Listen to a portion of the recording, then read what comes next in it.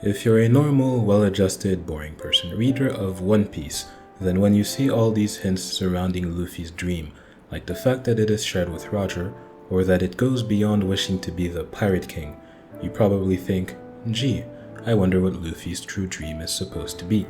Which is perfectly natural, but if you're brave enough to be a fool, and foolish enough to lay out in video form a future for someone that requires them to be around the crew when they've just been revealed to not be, then you might be ridiculous enough to see all those hints and also ask, is Oda really planning to make Carrot's dream that important? You see, every hint to Luffy's dream has also been a hint to Carrot's dream, and this suspicion I've held has been reinforced by various factors of the Egghead arc, hence the release of this video, the biggest of which being Oda choosing to have Luffy reveal his dream to an incomplete crew, while crucially still hiding it from the audience. With us now having 2 Straw Hat dreams set to be revealed in the final saga of the story, I have reasons to believe those 2 dreams will be very closely connected, not necessarily being the same in their phrasing, but the same in spirit, because of the roles Luffy and Carrot are meant to play in the story. Luffy shares his dream with Roger, and Roger's dream was not to become Pirate King, rather it was something that can only be done after becoming Pirate King. So Luffy's true dream will be what makes him surpass Roger, doing what he could not, doing what Roger was too early for. That is of course bringing the dawn to the world. Luffy's true dream, like the dream of world peace or the fall of the celestial dragons, is most likely tied to the dawn of the world, simply phrased in his own way based on the perspective of the world he got as a kid, growing up on the very subtly named Dawn Island.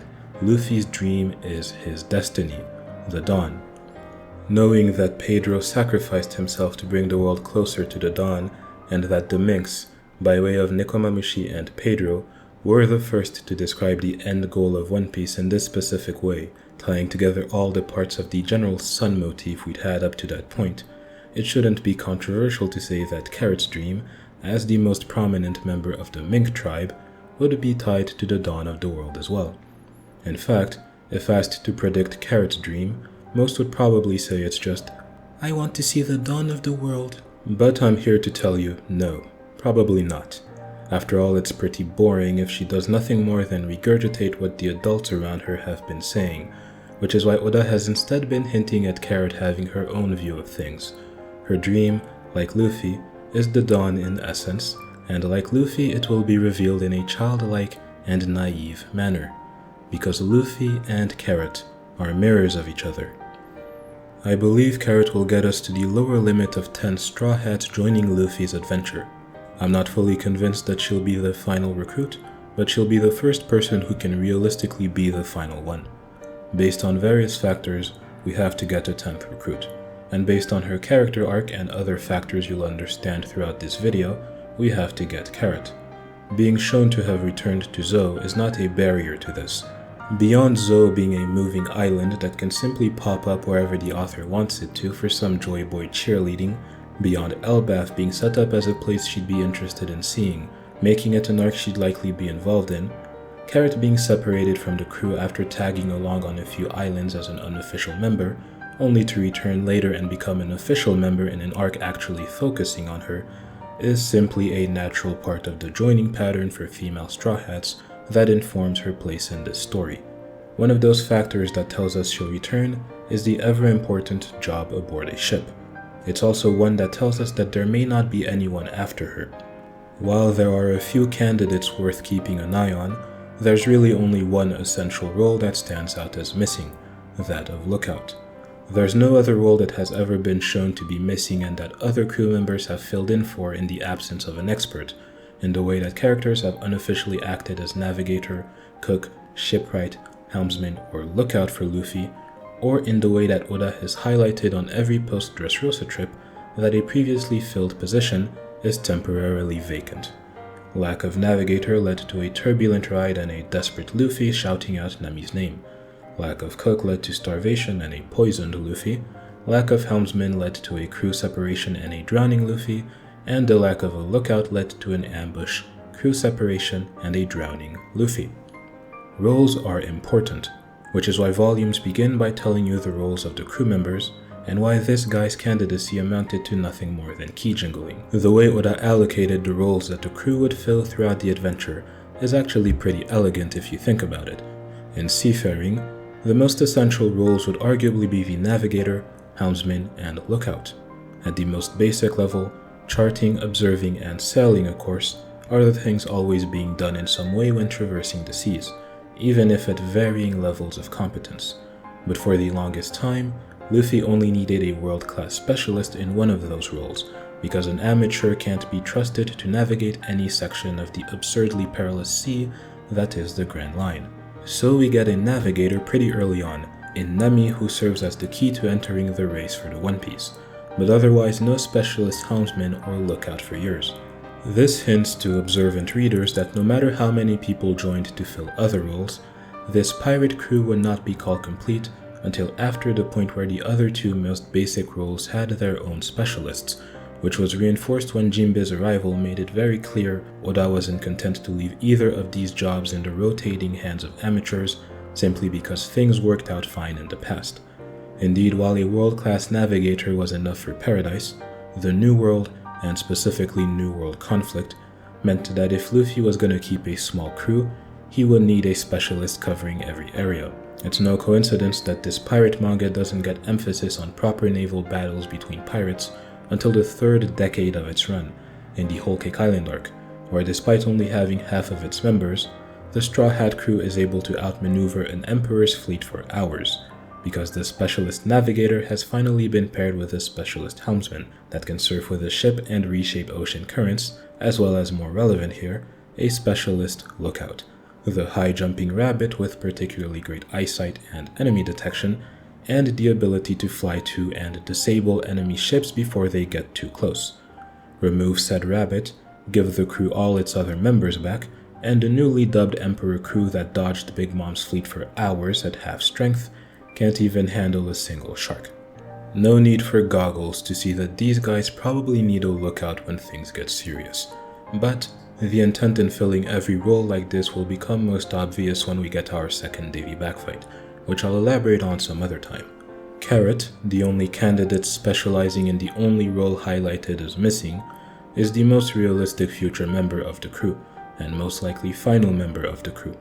And if the final one is indeed what she is, then it would be very fitting for the Straw Hats who bookend the crew to be pretty similar, which could be the reason why Oda has had Carrot reflect Luffy for a while now, in some ways that I find relevant to the eventual reveal of Carrot's dream. We can get an easy one out of the way: they're both gluttons, with contrasting preferences but a general love of food that stands out compared to most, and a shared appreciation for oden, it seems. This shared gluttony is pretty funny considering the popular speculation of Luffy's dream being a giant worldwide party and feast, which not only would Carrot be very happy about, but so would the Minks, who, if not for Jack's second attack, would have organized 3 different feasts in the less than 24 hours Luffy was on Zou. Carrot will also very easily be the Straw Hat who has shown the biggest innate desire for adventure since Luffy, a desire strong enough to simply sneak aboard the first friendly ship that showed up to her country. Even her reaction to people discussing the idea of infiltrating an emperor's territory is to find it fun, akin to Luffy smelling adventure wherever someone like Usopp would sense danger.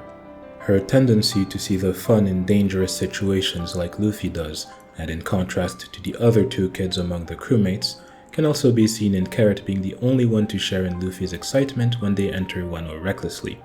It's also implied that she and Jimbei were the 2 characters who were for the assassination of Big Mom, as they're the 2 who smile when Luffy confirms his interest.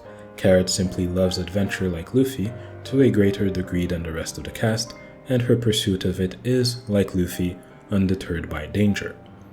And of course, she's strongly tied to the moon, which reflects the light of the sun that Luffy, as the sun god from Dawn Island who captains the Thousand, Sunny, is strongly tied to.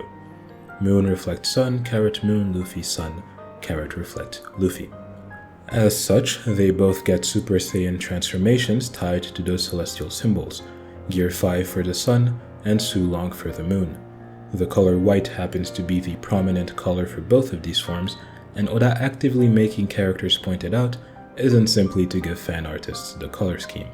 For reasons we'll get into later in the video, attention is drawn to the fact that the color stands out to onlookers. Oda also has those same characters point out that they both seem like different people when transforming, and as transformations that reflect each other, for characters who are mirrors of each other, they strengthen their contrasting abilities, control over rubber and electricity. Abilities that, anecdotally, are both tied to the number 56 when in the form of a devil fruit. The clearest sign of intent in tying Luffy and Carrot together, as well as the symbols they represent, can be seen in the covers of volumes 88 and 103. Oda didn't accidentally go for a similar purple color scheme and similar composition for his Moon Lion and Sun God illustrations.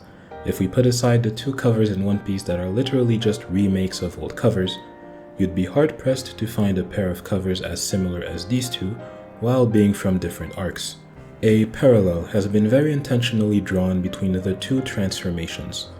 It's also interesting that Carrot is a Moon Lion, while Luffy captains a Sun Lion ship, and even Gear 5 is associated with the lion thanks to the finishing move at the end of Film Red. And speaking of moves, Carrot and now Luffy both name attacks after those symbols of theirs.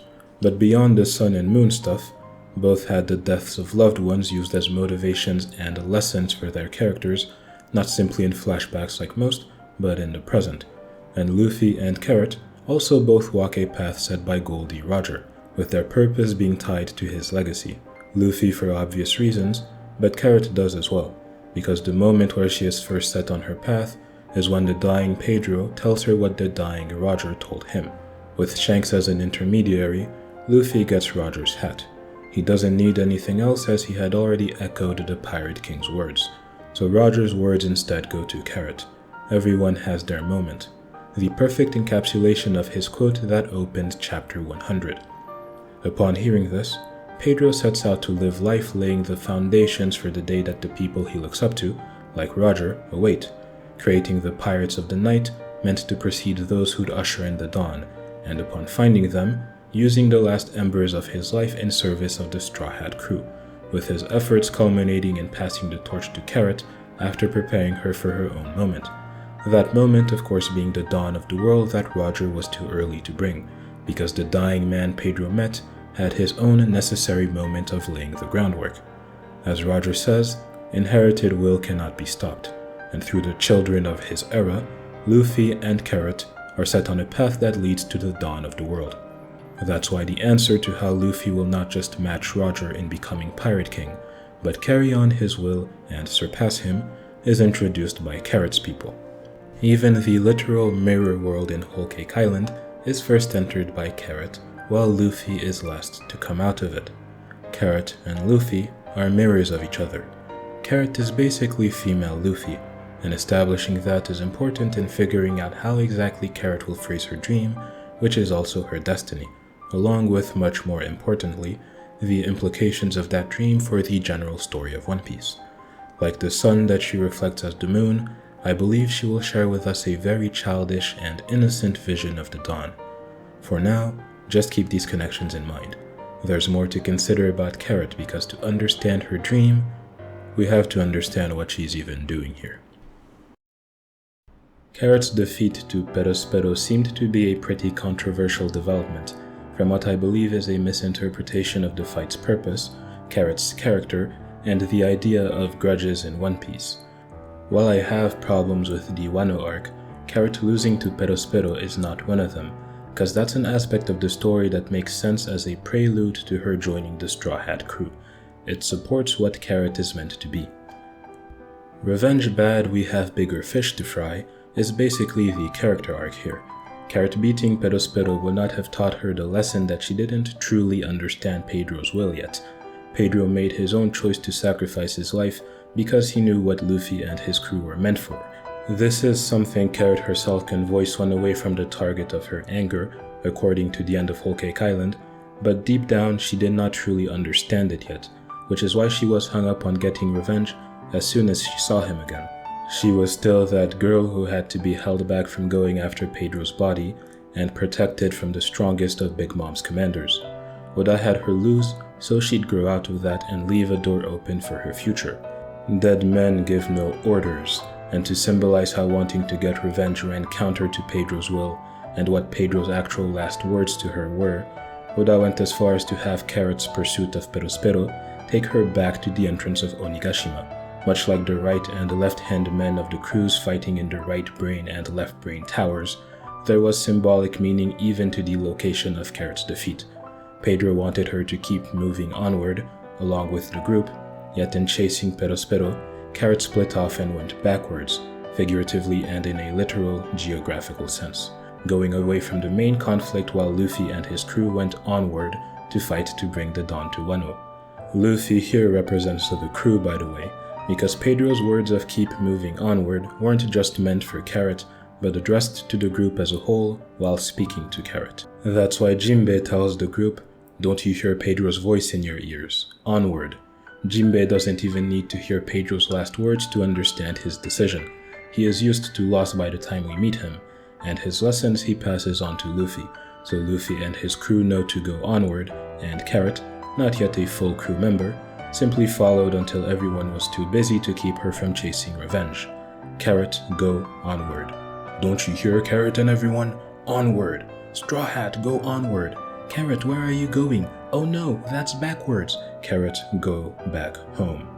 Presented like this, I imagine it's clearer that this theme of direction and aimlessness for the story of our budding adventurer and supposed lookout isn't particularly subtle. This child is lost. It's no coincidence that Luffy then mentions Pedro among the people he's fighting Kaido for, being the only one outside the Minks to bring him up and saving his name for last, after his awakening as the new Joy Boy and Sun God. Again, Luffy and Carrot are reflections, and through them, Oda portrays two different meanings of being a remnant, two sides of fighting for the man who saved them, with Luffy's perspective being correct and the one to learn from.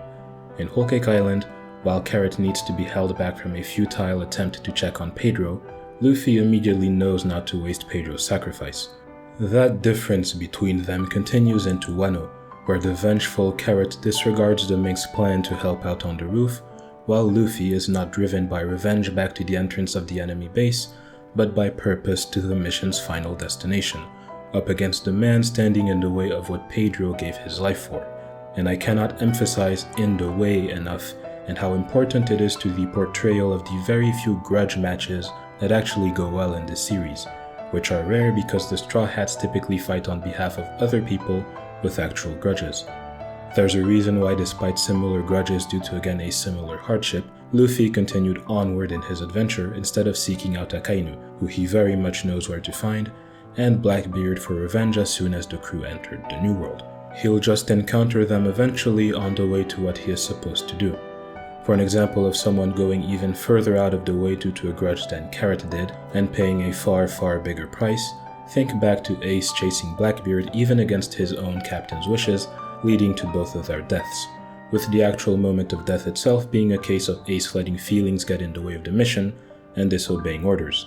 The end of the arc with Carrot crying tears of joy during Momo's speech is a good way to show her beginning to better understand the true meaning of Pedro's sacrifice. There were numerous mentions of the dawn coming to Wano, a taste of things to come for the world in general. Here, Carrot is getting a clearer view of what Pedro discussed with her. She's getting a glimpse of what will eventually be paradise on Earth. It's a perspective that I believe will be important to the formation of her dawn-related dream as well. It is an example of what to actually be fighting for. And I suspect Oda might have actually gone even further than we were led to believe on this idea of Carrot seeing with her own eyes how to carry Pedro's legacy. Because in chapter 1043, after Luffy dies but doesn't, we are shown Neko and Carrot rushing further up the castle together. Sadly, this didn't lead to Carrot beating up Kaido in a canonization of Pirate Warriors 4. Instead, it led to nothing, which is more interesting, because neither of them are seen again until the end of the fight, where it is shown that Neko made it up to the roof to watch Luffy defeat Kaido, with him being the one to announce the results to the Alliance. Given that we saw them move together, it stands to reason that Carrot would have followed her leader up there too, where she was originally meant to be before being distracted. The anime does decrease the likelihood of this as it quickly shows a frame of Carrot with Wanda and Inu right after Kaido loses, But the anime has made mistaken assumptions before, and as we all know, anime filler only counts when it's convenient, so for now I'll pretend that didn't happen. Point is, due to the sequence of events as presented in the manga, I simply wouldn't be surprised if we eventually get a flashback to Carrot reacting to Luffy's new form from the roof of Onigashima and reacting to him bringing the dawn to Wano, like he will bring the dawn to the world, to hone in further on her character arc and have her see in person what it actually means to fight for her teacher. The significance of Pedro's character to the idea of carrying on a will is so great that it even inspired his name. After all, Pedro means stone in Spanish, and stone in Japanese is ishi, but ishi is also the Japanese word for will. Pedro's will, ishi no ishi. That's why the idea of will and the question of what it actually means to inherit one is so central to the story of this seeker of unbreakable stones, and the life he lived and the legacy he left. With all that said, Carrot does of course save Marco, which has huge ripple effects for the raid going well, with Marco protecting everyone until the stars were ready to take the stage. So the detour didn't have the right motives, but it wasn't entirely fruitless either. She simply doesn't get the personal validation and personal reward of revenge, because One Piece isn't about fighting for what is dead, but protecting what is still alive. People die when they are forgotten, and in fighting for liberation, Luffy keeps Pedro alive, while Carrot, fighting for revenge, lets Pedro die. Revenge bad, we have bigger fish to fry. Beyond all that, I also think what's implied of her strength in that fight is very impressive. From Pero's own words, we know she would have won if the moon wasn't covered. Fate was against her, so the moon was obscured, and she lost the battle she otherwise would have won in her Sulong form, and that works not only in service of the character arc, but also how she's supposed to grow stronger, and where she's likely to stand in the Straw Hat power hierarchy. Sulong is simply unreliable, a trump card that you can only use when the full moon is out, outdoors, if the weather is nice, is not good enough. With that fight, in universe, Carrot should at least understand that she needs to get much stronger in her base form, and we'll get back to this later. But for the audience, it should be clear setup that she'll eventually also find a way to overcome the limitations of Sulong, tapping into the power at any time. The Wano arc drove that point home multiple times, not just through Carrot, but with Cat and Dog who are stronger than her, but still were on the losing end of their battles without Sulong. So it's very convenient that a method of using Sulong without the full moon has now been formally introduced, with Chopper's drug. But even though she might use the drug at least once, I actually see Carrot eventually figuring out a way to go Sulong through something more interesting, like for example using the properties of a devil fruit to bypass the moon in some way. We already have one big candidate that has possibly been designed with that need in mind, and it's the fruit that you can't ignore when discussing what a future Straw Hat might eat. The reason the paw fruit is expected to eventually be eaten by a member of the crew is due to a question that was sent to Oda about how all the Straw Hat devil fruits matched some number-based puns, or goroawase, that used every single digit except 2 and 9. The paw fruit, or nikyu in Japanese, 2, 9, would round out the pattern perfectly. The foundation of the theory already marks Carrot as a good candidate, as another word that's a goroawase for 29 is tsuki, moon, which is of course closely connected to Carrot. A paw fruit said to give one the hands of liberation would also be a natural fit for the girl who was given gloves in the shape of animal paws as a weapon in preparation for the dawn of the world. It's like she's been designed with those hands of liberation in mind, and it would make sense for them to go to the one who mirrors the warrior of liberation. Liberation really is the key word here, as another indication that Carrot would be the one to eat the fruit is in the cover of chapter 175, titled Liberation. Given Luffy's Native American inspired outfit, it's fair to say that the title of the chapter influenced the illustration, which makes it interesting that this is one of our early references to Carrot, with the big jaguar wearing the white rabbit hat, representing the jaguar mink and the rabbit who carries his will. Oda himself bringing up the rabbit but playing coy about it in his comment for this illustration, the way he does in the SBS when he highlights questions about the future, tells us all we need to know. I initially thought this reference was made because Pedro and Carrot are tied to the dawn, which is what liberation is gonna be. But now I suspect Oda might have been even more specific and literal than that, and used the illustration to depict both the future warrior of liberation and the one who will have the hands of liberation. Especially cause, as noted by this person on Twitter, when you take the spiral used for the One Piece logo on this cover and you put it on a hand, you get a Native American symbol for healing hand, which again, based on the Native American inspiration for this illustration, is likely intentional, and the healing hand would of course be the miracle hand, aka Hands of Liberation, aka Paw Fruit. Maybe yet another reason why Carrot was made a sister to the doctor of the crew, and why she's the king of the people with overpowered, double-edged sword medicine that heals instantly while also leading to pain. As a lion with the will of a jaguar, Carrot is a natural fit for the cat symbol associated with the fruit, and it should be noted that while Kuma is a bear, he ate the fruit in God Valley when he was also a rabbit. Oda's history of combining bear and rabbit goes all the way back to the land of medicine, Drum Kingdom, where Carrot's brother was recruited. Potential foreshadowing aside, the pseudo-teleportation ability of the fruit would fit very well with Carrot's thirst for adventure, and it would fit well with her Son Goku inspiration, which brings us back to Sulong. With Egghead confirming that the paw fruit can interact with its user's memories, it now stands as a perfect Sulong trigger to replace the moon. We know that Sulong happens due to the full moon awakening subconscious memories somehow inside the Minks from birth. Knowing that the paw fruit can bring out lifelike versions of the user's memories, the fruit should be able to serve as a hack for Sulong by bringing out the same memories that are brought out by the full moon, or maybe by bringing out a memory of the full moon itself. Either way, this fruit that happens to fit Carrot suspiciously well, that you might even say fits her like a glove, also happens to be a perfect Sulong trigger.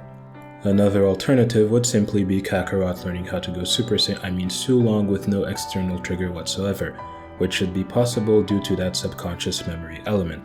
The full moon simply brings those memories to mind, but theoretically, it should be possible for a Mink to access their own memories by themselves.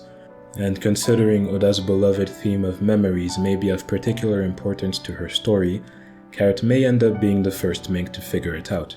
Anecdotally, going for a purely internal method like this, or even going for Chopper's drug long term, would allow Carrot to get a devil fruit that doesn't need to interact with Sulong, like the heavily theorized Snow Devil Fruit. The crew still lacks Logia type, and we do associate snow people with carrots, so who knows. Whatever the case may be, all roads lead to Carrot getting access to Sulong at any time. For reasons that will become clearer in the final part of the video, I expect Chopper's drug to mainly benefit all the other Minks, and Carrot to eventually stand out with a more personal way in which she becomes free from the limitations of Sulong, but whichever way the outcome is reached, the outcome is guaranteed, which will provide a significant boost to her capabilities in battle. And beyond the combat implications, Carrot getting control over the Sulong form would also just work very well thematically. After being teased for a while, we finally get the transformation into the true form of the Minks, when the most important one is figuratively transformed by witnessing the dangers that come with challenging the seas that she longed to explore. I don't think it's a coincidence that we don't see the true Carrot until after Pedro dies and she inherits his will, with her knowing that she's about to do what her teacher would have done, especially considering she's then denied the power in that form when she later claims to use it in his name, but is motivated by a feeling that goes against his wishes, the moon getting blocked by the clouds, just as Carrot's vision gets clouded by revenge. Carrot eventually getting complete control would represent her being fully ready to move onward and understanding what she is meant to do with her power. That's why I think a potentially fitting time for that to happen would be right before she officially becomes a member of Luffy's crew, when she knows as clearly as the others do why she needs to be on that ship, with the completion of her transformation from naive soldier of Zou to crewmate of the Pirate King. That would also probably be a good time for Luffy to finally see the Sulong transformation for himself. Later in the video, I will discuss a specific aspect of Carrot's story that might be timed for right before she joins the crew officially, and be what leads to a perfected Sulong.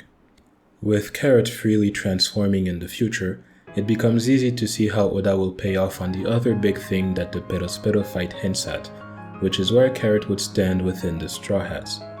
Wano, like most battle-focused arcs in the series, has individual Straw Hats fight members of the Beast Pirates based on their respective levels of strength. Luffy takes on the captain and strongest enemy, as usual, Zoro and Sanji fight the second and third strongest, and then Jimbei does not fight the fourth strongest, who instead goes to Inuarashi, Carrot's boss and predecessor. Jimbei instead fights someone who is in a tier below what Zoro, Sanji, and Inuarashi are dealing with, the top Tobiroppo, who's who. This Inu-Jack gap is the latest example of Oda not having the fourth strongest opponent go to the fourth strongest Straw Hat, likely to emphasize that the monster trio is in a class of its own. Jimbei is not part of some monster quartet, or even a new monster trio that sits under Luffy. Instead, he will likely be part of his own duo right under the top three. You can understand why when you slot in the remaining strongest fighters on the enemy side, the Big Mom Pirates. Perospero was presented as the clear strongest enemy in Onigashima after the Emperors and Commanders. Not only does he have the highest bounty after the Commanders, at 700 million berries, he was taken down by Neko, who is the equal to Inu, who took down Jack at the same time. This doesn't mean that Peros is equal to a Beast Pirate commander, but it's more than enough to say that he was the closest on the enemy side. And within Big Mom's crew, he does have a higher bounty than Snack, who was a sweet general, and has been shown to lead the troops, so he's actually positioned as a pseudo-commander there. Considering how Perospero is portrayed, it's pretty impressive that Carrot was on the way to beating him in Sulong, and yet, it wasn't time for her to be taking down unarguably bigger opponents than Jimbei, so she didn't. But this outcome hints strongly at her potential, and I think it's very likely that after the monster trio, Jimbei and Sulong Carrot would be Luffy's strongest. And regardless of how you interpret the Perospero fight, or how much stock you put into its anime depiction proposing that Carrot would have won by herself, this also simply makes sense when you consider that as the new generation king of the Minks, Carrot is set up to surpass Inuarashi and Nekomamushi, who, in taking out bigger threats than Who's Who, are presented as stronger than Jimbei for now. And it's only fitting that Jimbei and Carrot would be the strongest under the monsters, as it would only reinforce the strong connection they've had since their creation. After all, Jimbei is the successor to Fisher Tiger, the captain of the Sun Pirates, the Pirates of the Day, while Carrot is the successor to Pedro, captain of the Nox Pirates, the Pirates of the Night. Accordingly, Jimbei is associated with the sun, while Carrot is associated with the moon. Both are from half-animal races that have been waiting for the dawn for centuries and helped the Straw Hats to play a part in making it a reality. Both the Fishmen and Minks also held or wrote poneglyphs in Roger's time, marking them as key allies of Joy Boy. The Fishmen living below the Blue Sea and the Minks living higher than the White Sea keeps both species far away from humans. And most relevant to the idea of a power hierarchy is that they're both trained soldiers from countries in the New World, which is the sea that has the strongest people. Carrot is essentially Jimbei's counterpart in this post-timeskip recruit situation. The ties between them are deliberate. They're like a package deal. That's why they have Whole Cake Island together, where they show off those aforementioned essential seafaring roles that were kept vacant until their arrival. Their connection can also be seen in Jimbei being the one who can motivate Carrot to fight on after Pedro's death, and Carrot hugging Jimbei in Wano, where his return was used to give a strong hint of Carrot's future induction. They're even the only two crewmates to share Luffy's F blood type. Them being a package deal is also why Jimbei has still not had his toast, and it keeps being delayed, by the way, cause that scene of Jimbei being alone during the festival obviously does not count. That's not how the tradition works. New member toasts don't have to happen immediately when a new member joins, but they always happen aboard the ship when they do, with the full crew. No exceptions, not even if a single member happened to miss it, let alone the whole crew and captain not being with the newcomer. Jimbei has not had his toast because it's not just his toast, it is Carrot's toast as well, because she and Jimbei are and have always been connected as new recruits. This connection between them was established even further back than you may realize, all the way back in 2004, during the pre-timeskip counterpart to Whole Cake Island, where Grandma Kokoro stands in for Jimbei, and Chimney and Gombe together stand in for Carrot. That's why those three are part of the climax to Eni's lobby and of the Going Merry's final moments. being included in the decidedly Straw Hats-only looking panels of Mary's funeral. Kokoro, from Fishman Island, shares Jimbei's silhouette, and her job as a train conductor mirrors Jimbei's job as a ship helmsman. We are even told Jimbei's occupation, if he were not a pirate, would be train station employee, like Kokoro. And of course, the high-energy rabbit Gombe and girl Chimney excitedly stow away to retrieve a straw hat in Annie's lobby, and the high-energy rabbit girl Carrot excitedly stows away to retrieve a straw hat in Whole Cake Island. Chimney spots Luffy across great distances in fairly chaotic environments, where everyone else loses sight of him, and alerts the navigator to his location, not once but twice, acting like some kind of lookout, which is what Carrot is. Even the emphasis on Chimney being the one to show the way to the gates of justice also fits how a lookout should be enthusiastic and alerting the crew to new locations. And by the way, if it actually turns out that Carrot did end up on the roof of Onigashima and was among the first people to see Luffy in Gear 5, that would also parallel Chimney and Gombe being the first to see Luffy's Gear 3. All in all, Jimbei and Carrot are designed as a duo. They have been one since before even being drawn in the manga, and I expect that dynamic to continue with them being the two heavy-hitter recruits from the New World storyline that sit right under the monster trio. Jimbei and his people will also be very relevant in understanding Carrot's dream and the purpose of the Minks, so like Luffy, keep the connection between these two in mind. So, Carrot will eventually master Sulong, and if she does, she will join Jimbei as one of the strongest under the monsters. But I don't think Sulong on demand is quite enough for her story to make sense. In universe, the more important combat-related lesson Carrot should learn from her recent fight is probably the same lesson other characters in One Piece and similar manga learn in the aftermath of a defeat. She needs more training. She is not quite the mighty warrior Pedro told her to become yet. Carrot is not yet ready for the day her moment comes. So before asking ourselves what Carrot's dream is, we should ask who will train Carrot into a warrior strong enough to realize her dream. And asking myself that, two names came to mind, Sanji and Zoro, the wings of the Pirate King. Pedro, in his design and story, was meant to evoke Sanji, hence the blonde hair covering an eye and them both being smokers.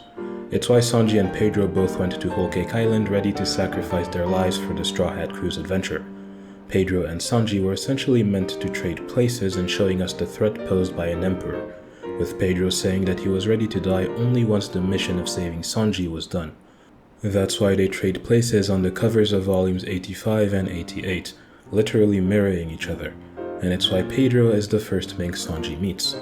Pedro was Carrot's mentor, with him now dead and Carrot needing to get stronger should Sanji take over. While Sanji and Carrot both have a pretty agile and speedy fighting style, with really strong kicks, and both have observation as a specialty, with Sanji being the color of observation specialist in the monster trio, and Carrot being the lookout who is even shown to be very perceptive of unseen enemies without confirmed haki. They both also fight with heat-related elements, and of course, they had that big moment where they helped each other process Pedro's sacrifice, but even before then, Sanji seemed to have left a very positive impression in his short stay on Zou. I think Sanji would be a cool training partner for Carrot, but when I consider what connects them, what sounds even more interesting to me is Carrot maybe becoming a partner in Sanji's covert Mr. Prince activities on the field. Her skills in observation lend themselves well to that, and Minks are even shown to be good at masking their presence from observation haki, somehow, so they're well suited to stealth missions, which might be why they were tasked with stealing weapons and food from the factory in Wano. Carrot's lookout role could seamlessly transition to a scouting role when away from the ship, because threat detection is basically the job. Even her taking out Daifuku's fleet by stealing the wheels instead of using brute force, making the ships lose control, is definitely a Mr. Prince move already. Considering the connection between Water 7 and Whole Cake Island, maybe it's even deliberately calling back to Sanji closing the gates of justice to accomplish the same thing during the escape from Eni's lobby. Sanji called himself Mr. Prince to parody the naming convention of Baroque works, and we know those agents work in male-female pairs. Maybe like Bon Clay, Sanji is meant to represent a full set by himself, but if not, I think it'd be fun to see Carrot take on the Miss Princess role. They even have royalty in common, and funnily enough, the chapter with this cover has all the Mr. Prince action, where he liberates the crew. So I feel Sanji and Carrot would be well suited for co-op spy shenanigans, but the one I really think should train Carrot is the future greatest swordsman himself, and the only other one-eyed green swordsman around her now, who Pedro might have also been meant to evoke. As one of the Dressrosa Straw Hats, Zoro of course hasn't interacted much with Carrot yet, but I do find it interesting that the first hint of Carrot's strength was in having her introduction be a clash with Zoro. From the start, a connection, however small, is drawn between those two, and if nothing else, Zoro should have an idea of her in his mind as a strong fighter for her age, which would be interesting considering the position of self-doubt that Carrot's defeat to Perospero likely puts her in. But more than what's been shown on screen between those two, it's who Zoro is and has been throughout the series that makes me believe he's likely to train Carrot. Zoro is the only Straw Hat who is shown to be consistently training aboard the ship, and his role is directly tied to combat. Unlike Sanji, he wouldn't be busy cooking or doing some other task. All Zoro does is drink, train, and sleep. That combat role, post-Wano, has officially been updated to Master Swordsman. Presumably, the update comes from his newfound growth in Haki and its application to swordplay. That title, beyond that obvious big thing it sets up, leaves Zoro in a good position to have a student, because as a combatant, he's now in a place where he can be the one to teach rather than be taught. And said student being a girl would play nicely into his backstory and relationship with Kuina, and be interesting to see given how his idea of fighting women has generally been portrayed. This is shown more obviously with Sanji, but Zoro deliberately doesn't fight women either, not beyond doing the bare minimum to protect his allies. Sanji has even attacked Big Mom more than Zoro, whose swords never make contact with her once. Even against an Emperor of the Sea, he only ever cut her flames and attacked her homies, otherwise focusing all his attempts at direct damage on Kaido. The clearest example of his views is against Monet though.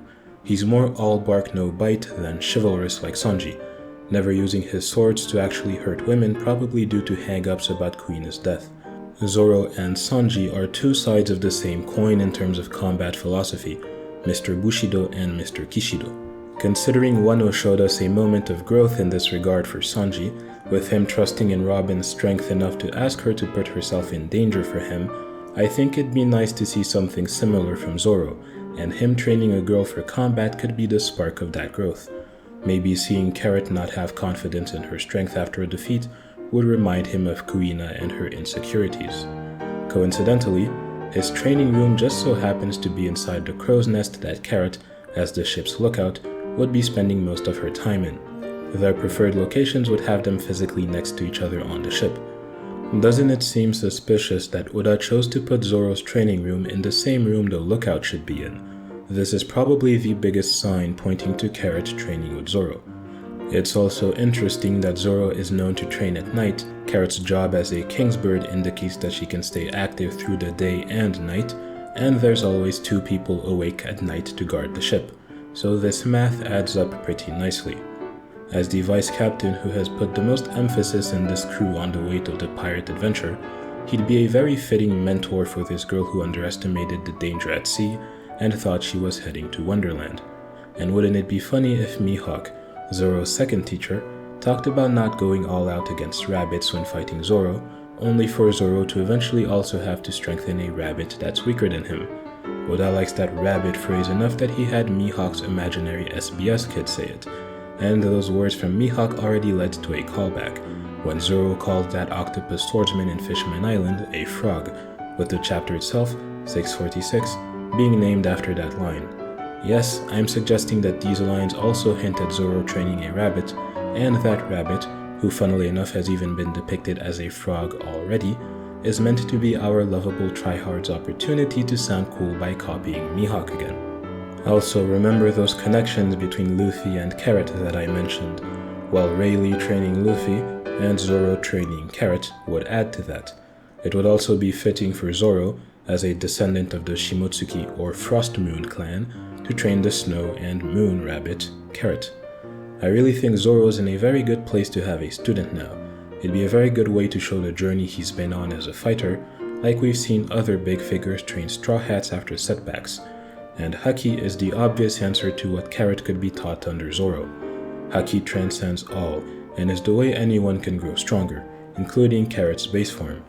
Close-range fighters like Carrot in this series tend to have it, and again, Zoro is only a master swordsman now that he's reached a very good understanding of Haki. He's in a position where he can teach it now, and I believe he may teach it to Carrot. Maybe he teaches her both armament and observation, or maybe he splits the task with Sanji and each focus on their specialty. That could work too. But I do think Carrot needs to learn Haki because it is the big thing she is missing in her base form, and also because the people she is meant to surpass, her mentor Pedro, and the two kings Inu and Neko, can all use Haki. So Carrot getting Haki makes a lot of sense. I actually expect that giving Carrot armament Haki would be part of how Oda would highlight the potential dynamic I proposed earlier, with 5 main fighters standing out in the crew. I'd also say her developing very strong observation Haki would be fitting considering her position as a lookout.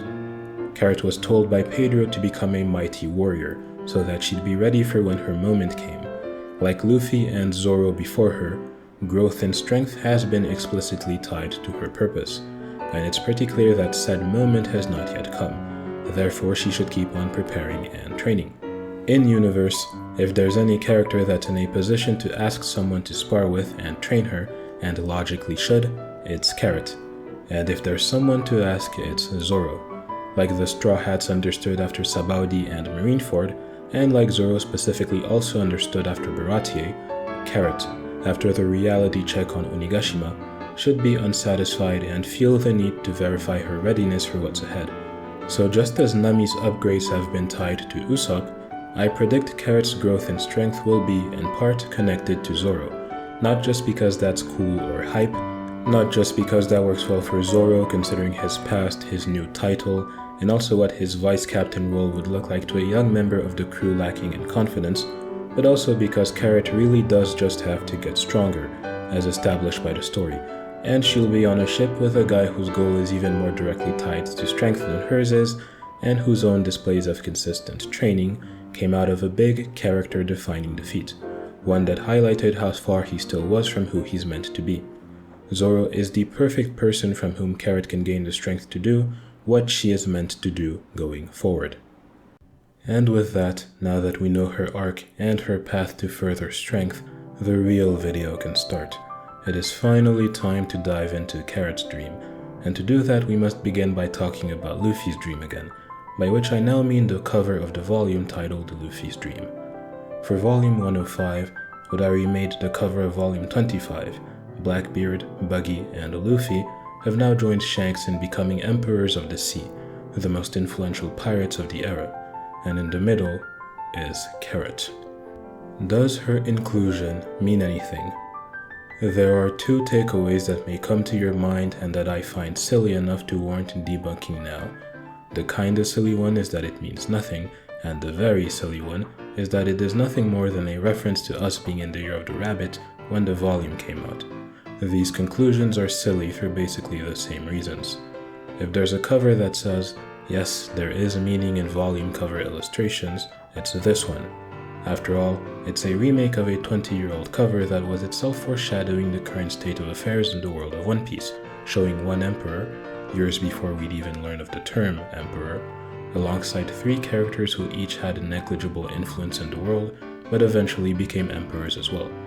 This is hardly a cover to look at and say, oh, this curious thing right here in the middle means nothing.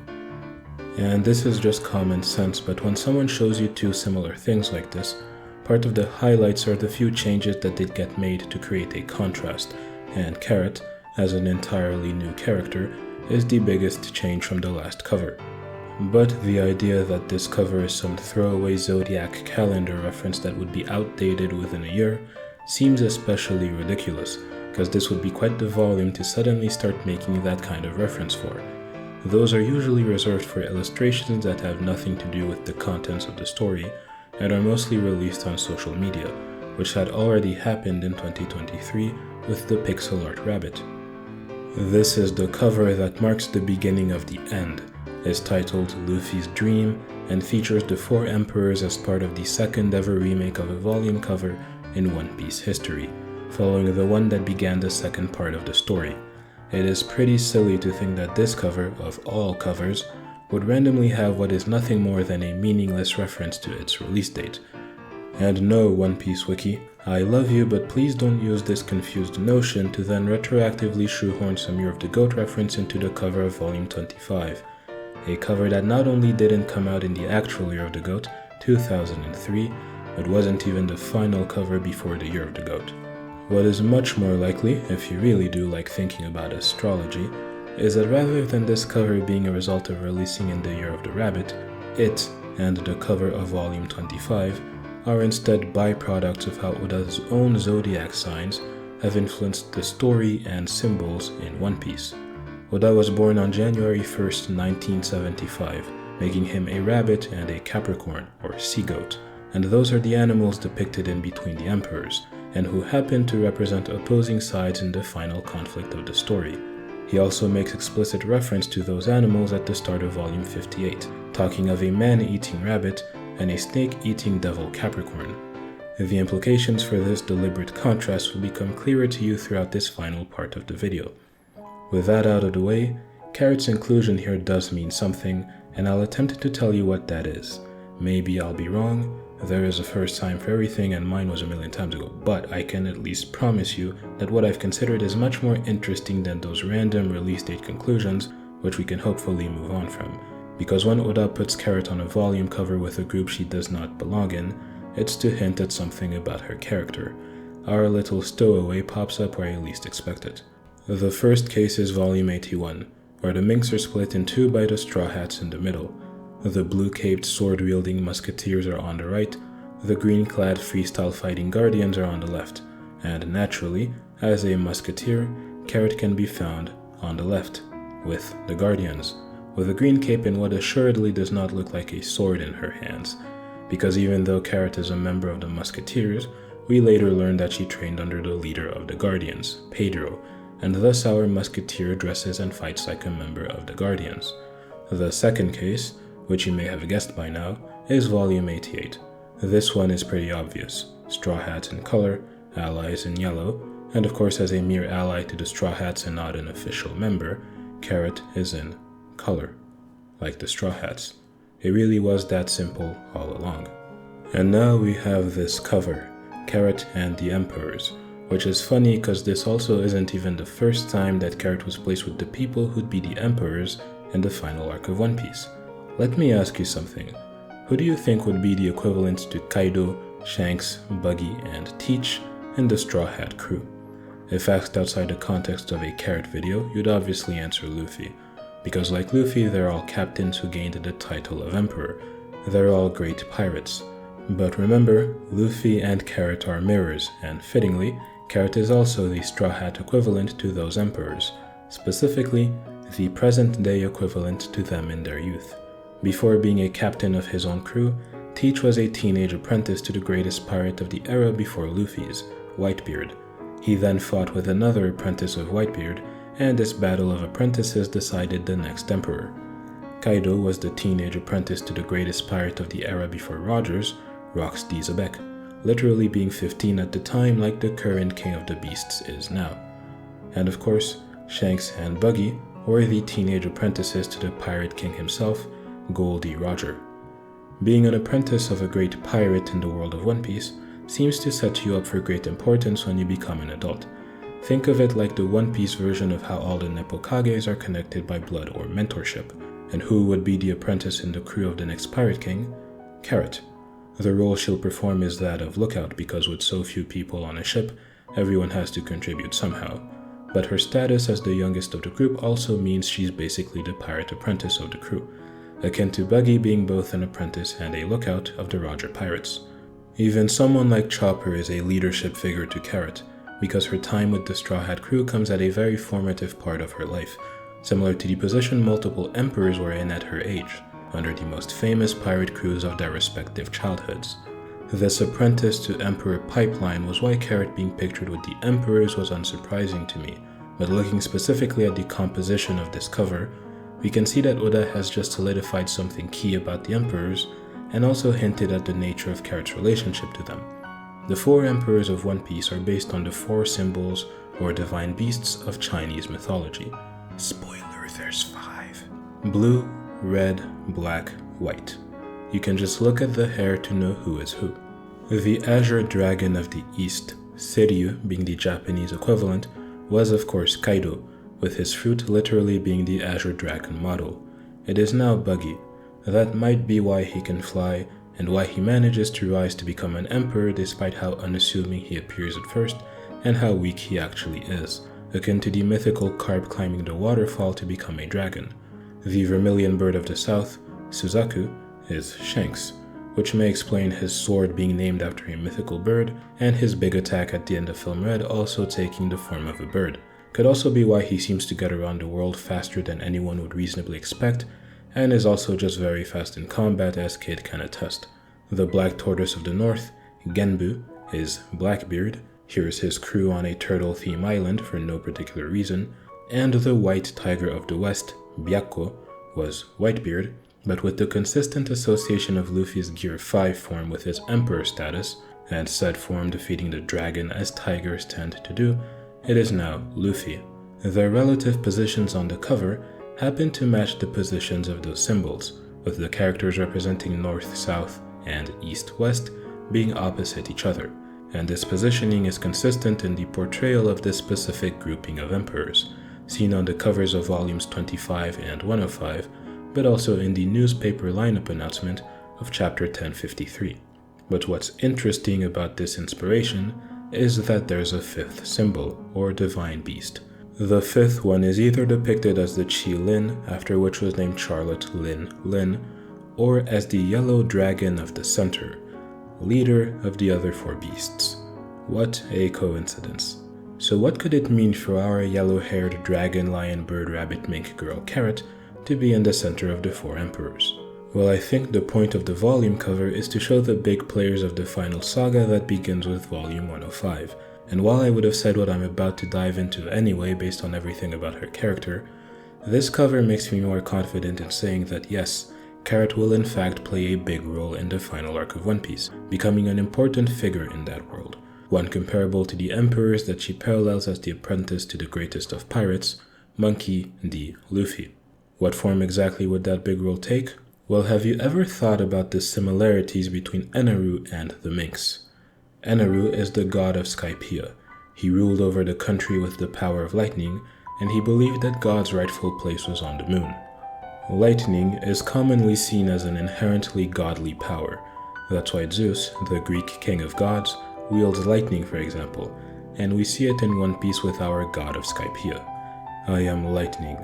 Since ancient times, men have always taken their fear of the unknown and called it an act of God. Anything they couldn't control was considered divine providence. I am that providence. Here, lightning is being equated to the divine, and it's not surprising because in Japanese, even the word for lightning, kaminari, is itself intrinsically tied to divinity, with kami being God and nari being sound or roar. Lightning was seen as the roar of God in ancient times, thus kaminari. Eneru is God, so Eneru is lightning. Eneru is Kami, so Eneru is Kaminari. That's why our first opponent who sees himself as a god in this series uses the power of lightning, and it may also be why the strongest attacks in the world are represented with sparks of lightning. And then we have this entire species of natural-born fighters that can control electricity, the Minks. For some reason, the Minks have the power of God, the power that is among the few seen as invincible when in the form of a devil fruit. To those in Skypiea, the land and the world in general is Varse, but in Eneru's home, it is said that there exists a fairy or endless Varse, a land of dreams. God's rightful throne is said to be on that dream world, and so Eneru, believing himself to be God and that everyone should be in their proper home, aimed to go there. Then at the end of the arc, it is revealed that the fairy Varse Eneru wished to reach was the moon, and that too is connected to the Minks, as the name of their true form is the Moon Lion. What is a Moon Lion? Well, what is a lion? The animal king. Given the name, given that lion obviously isn't being used literally, and given that their transformation into their true form depends on the light of the moon, it seems logical to consider that the Minks may have lived on the moon at one point, and likely ruled over it. Oda has of course already leaned into the lion being a symbol of royalty in this series, and if, as Eneru says, God's throne is on the moon, then considering the Minks as a group are collectively likened to royalty, could the leader of lions have once been seen as a god? You might be wondering if there's any point in asking about the Minks actually being meant to live somewhere other than Zou, considering they seem pretty satisfied there. But Zou is itself the biggest hint to the Minks coming from somewhere else. Zou was built 1,000 years ago, atop a living creature. It and Zunisha haven't existed forever, so the Minks there had to come from somewhere else. A subtle hint to that idea can be found in Chopper's home during the time skip. You see, Chopper was sent to the Bird Kingdom. That kingdom is tied to Carrot and the Minks by wordplay, as Chopper's younger sister is a king's bird, which when flipped gets us bird kings, these guys. The Bird Kingdom with its bird kings who rule over people, and the king's bird of Zou, are connected through Chopper, with both locations even being home to advanced medicine. And the reason this is interesting is that these birds are said to have been chased out of their original homes by humans, which could be foreshadowing the same thing having happened to the Minks of Zou they are connected to. By the way, around the time when Chopper was sent to this island, we also got a reference to his relationship with Carrot through these two people from Impel Down, so it shouldn't be surprising that Oda was thinking of their connection in Chopper's story at the time too. And in the name of the country that Zou itself is in, the Mokomo Dukedom, we can find an even simpler and far more interesting hint.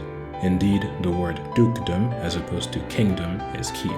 In that name, we are told that the current Mink home is inherently secondary to some other location. A dukedom belongs to a duke who sits below a king of a kingdom. If, unlike all the former Joy Boy allies we've met, the leader of Zou is technically just a duke, then who is supposed to be the true king of the Minks, and what kingdom is Zou secondary to? While Wano comes to mind as the only currently named candidate, it can't really be Wano, because we know Minks don't live there, and the connection between the Kozuki clan and the Minks is one of brotherhood. The pact is if one side needs help, the other will come. It's only Inu and Neko specifically who serve Kozuki Oden. The pact itself might also be another hint to the Minks being meant to live elsewhere, because we know that Zunisha, despite housing the Minks, answers only to the head of the Kozuki clan of Wano, and that Zunisha is necessary to open the borders of Wano, and even the beast tamer fruit is one introduced in Wano.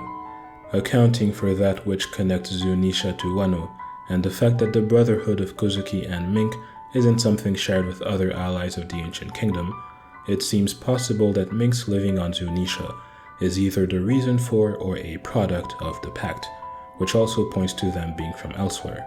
Zunisha carrying the Minks is also similar to what Noah is meant to do for the fishmen, and it is implied that the giant ship of Noah was given to the fishmen by some other country that maybe has other giant things in it. So maybe Zunisha mirrors that as a symbol of the relationship between Wano and the Minks. When you consider everything about the Minks, especially how these people are quite literally incomplete when away from the light of the full moon, the only place that really makes sense as having a kingdom of Minks standing above the Mokomo Dukedom on Zunisha, figuratively and literally, is the moon itself. And I guess it helps that we literally saw animal people on the moon. The light of the moon calls to the Minks, and with Zou having been destroyed by Jack, and the Mokomo Dukedom being connected to a living creature that has to die at some point, it may soon be time for a homecoming. I'm not exactly sure why Minks don't live on the moon anymore, maybe something to do with the Void Century, or maybe a lack of resources like the moon people we learn about in Aneru's cover story. We know that the city of Shandora, where some of the moon people went to, thrived 1,100 years ago, which is interesting because Zou was built 1,000 years ago. For that to happen, Zunisha itself would of course have to be older than 1,000 years old to get big enough to have a whole city built upon it. In addition to having suspiciously similar architecture for two separate islands, considering the variety of styles we typically see in this world, Shandora and Zou are the only locations in One Piece where a time period of specifically 1,000 years ago is repeatedly called out. as opposed to the typical centuries ago that we hear and think, ooh, void century. What's more, Shandora gets its name from the Sanskrit word for the moon where its inhabitants come from. I find that interesting because Sanskrit is used in Nepal, and one of the modern languages it inspired is Nepali, which happens to be what Garchu is based on, coming from the Nepali saying for I love you. So in One Piece, we have ancient moon people who used Sanskrit terms, and modern-day moon lions who use a modern language derived from Sanskrit. Maybe there is a connection between these groups, which would be fitting considering the light of Shandora returning after a 400-year wait and the defeat of a god is a pretty clear nod to the dawn of the world coming after an 800-year wait and the defeat of the celestial dragons. It also wouldn't be too surprising for these two groups of humans with animal features to be connected, and for the leader to be among the wingless group, considering the modern-day Skypiea always has a wingless god lead winged people, representing God's angels, while the leaders of Zou in turn have birds as assistants. That said, the exact specifics of what may have happened don't matter much for now.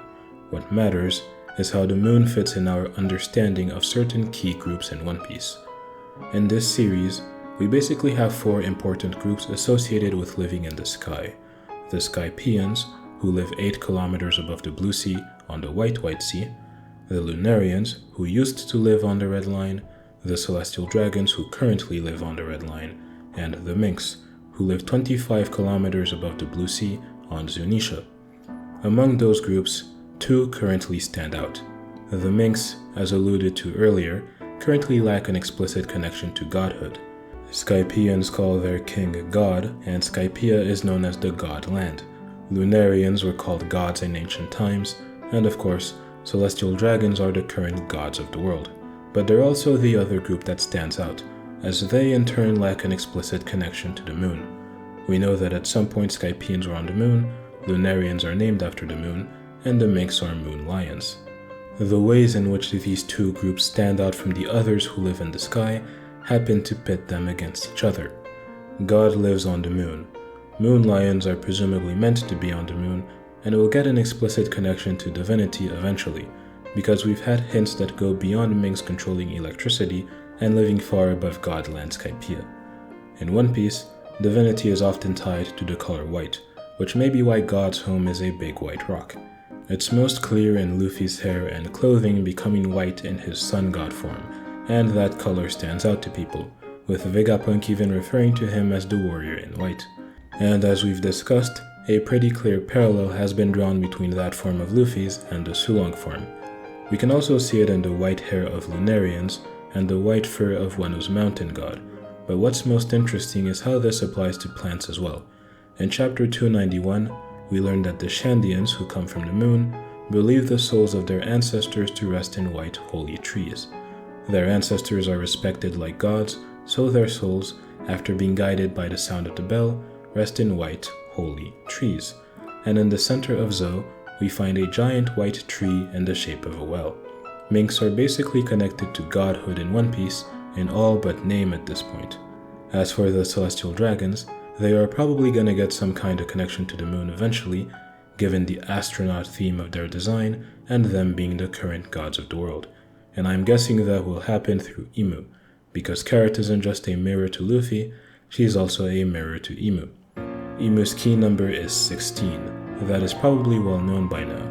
Imu itself in Japanese is a wordplay for 16, then we have 16 coming up as the number of times the sacred ox bell is rung, and the number of bullets that celestial dragons like to shoot, and the number of lasers coming down on Luducia Kingdom, which is destroyed in chapter 1060, remove the zeros and you have 16. This connects Imu to Carrot, who has instead been tied to the number 8, half of 16. Oda talks of flying rabbits in the author comment of volume 8, and rabbits in One Piece are often shown flying, with the most prominent rabbit of course being Carrot. Additionally, the cover of volume 88 is themed around her and her moon transformation, with chapter 888 being where Carrot's true form is revealed. The name of that chapter and volume is Lion. Carrot is the lion, or in the original Japanese, Shishi, and that is interesting because Shi is 4, so Shishi is 4-4. That makes it fitting that the contrasting Gear 5 would be introduced in chapter 1044, but in Carrot's case it means we have lion, shishi, 4 plus 4, 8. Her title of lion ties her to the number 8, just like the word imu itself is tied to 16. Chimney during Water 7 is 8 years old, and as the stand-in for our flying rabbit, she and her pet rabbit too are shown flying.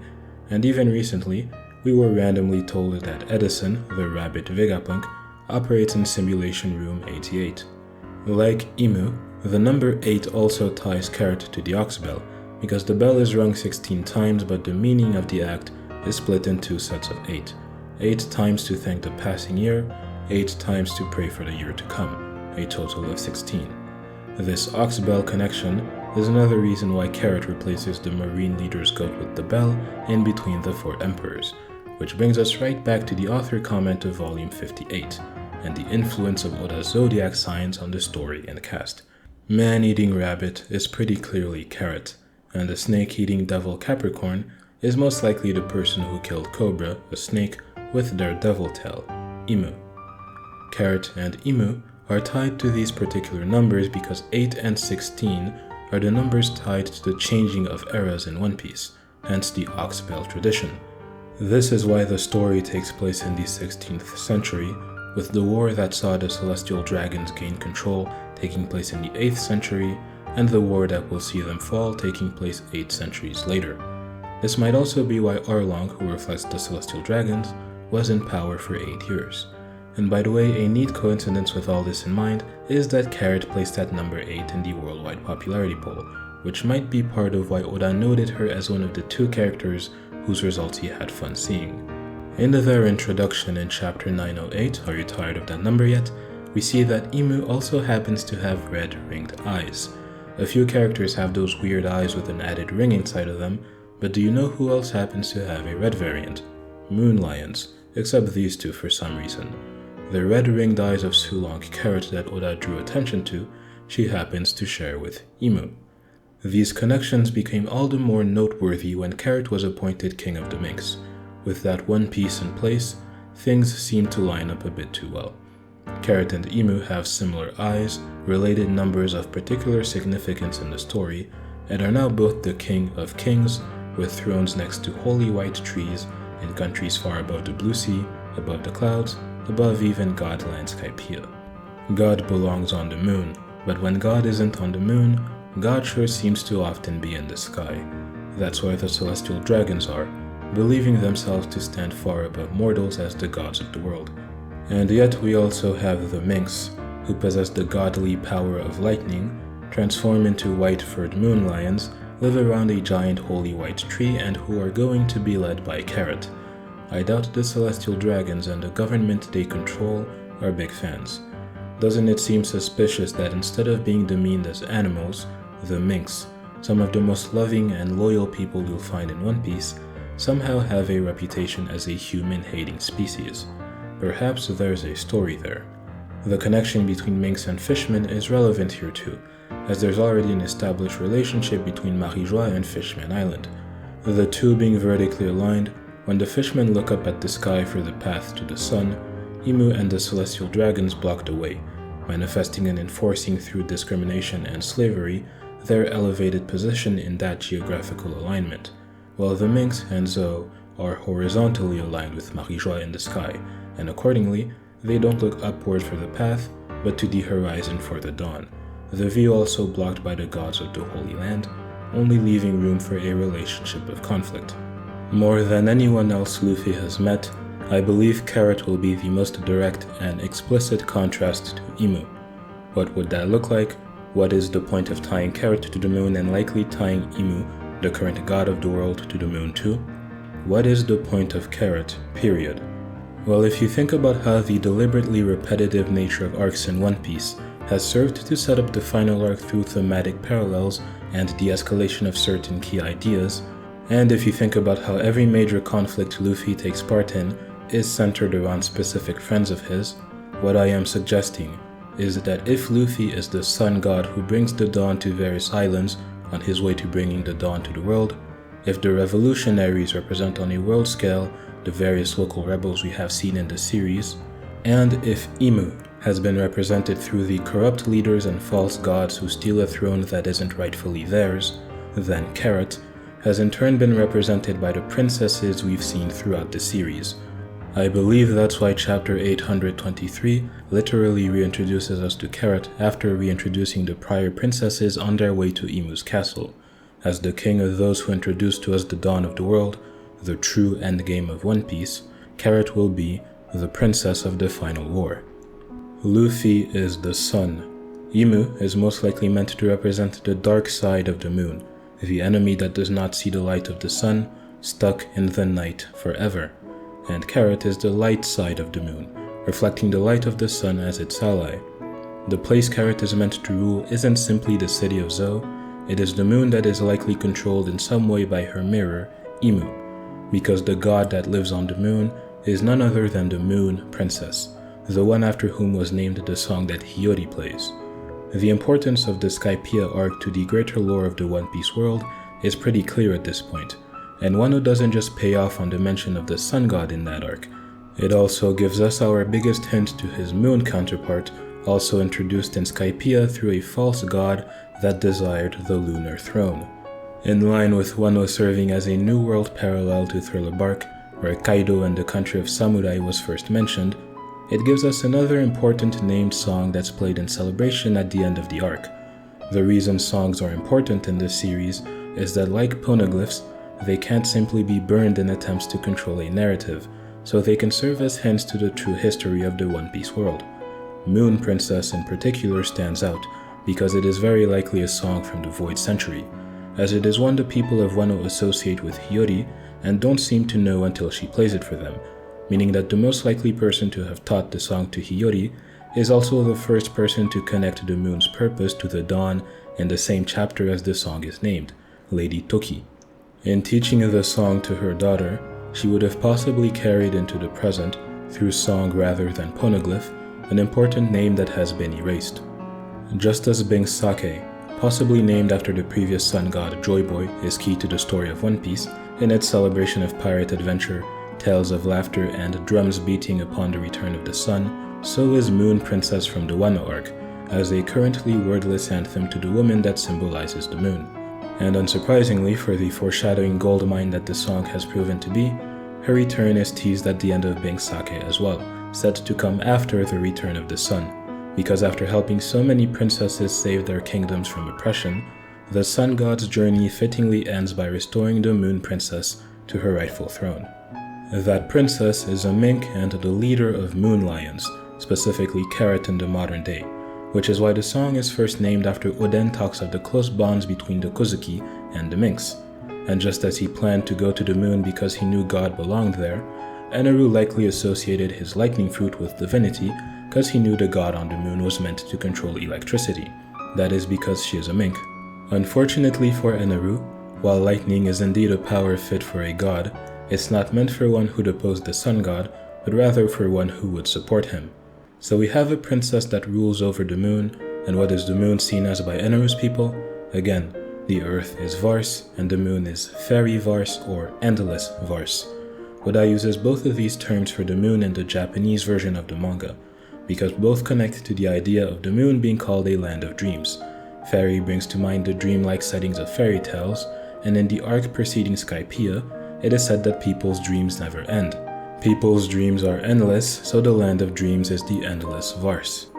If the moon is a land of dreams, then the moon could also be called a land of wonder. A wonderland, if you will. And what does the character most closely tied to the moon in this story initially believe the sea to be?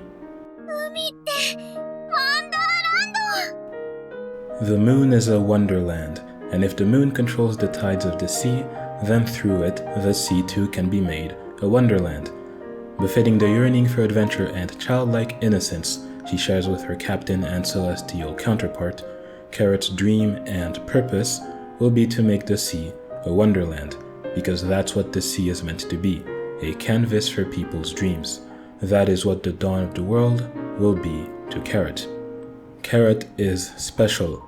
She's not just the most important mink in the cast, she's an inherently significant one in universe, which is why she's the only rabbit character. We have multiple dog, cat, sheep, or monkey minks, but there is no other named rabbit mink in this series.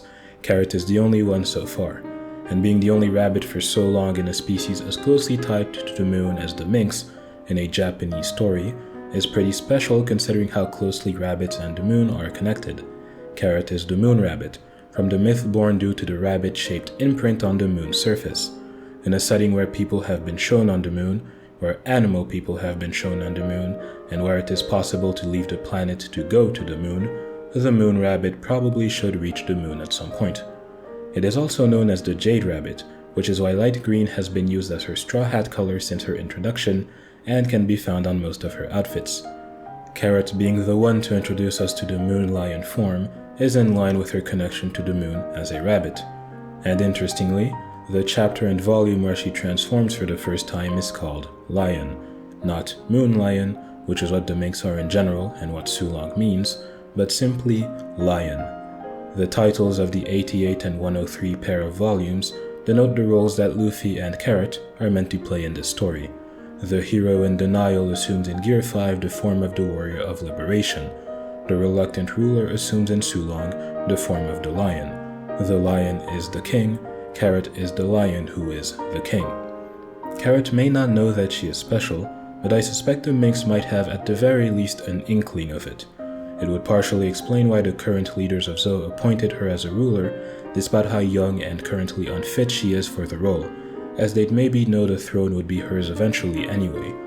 It would also go some way in explaining why Carrot was personally trained by the captain of the musketeers, Sicilian, and overseen by the other two strongest musketeers, while the captain of the guardians, Pedro, also watched her training until he decides to just train her himself.